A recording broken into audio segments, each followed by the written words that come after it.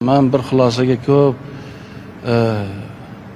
kechalari o'ylab bir narsaga bir xulosalar o'zimga chiqaramanki, bu dunyodan ikkita narsaga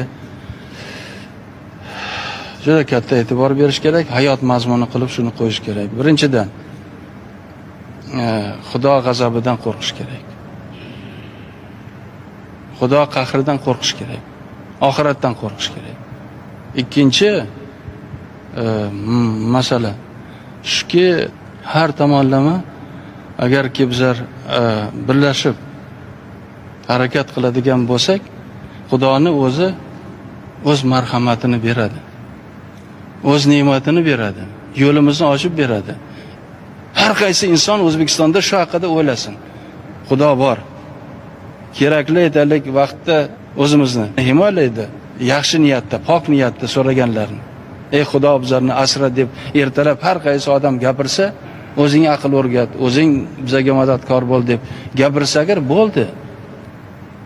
Albatta o'zining qo'lidan ko'p narsa bor. Sandan harakat, mendan barakat degan.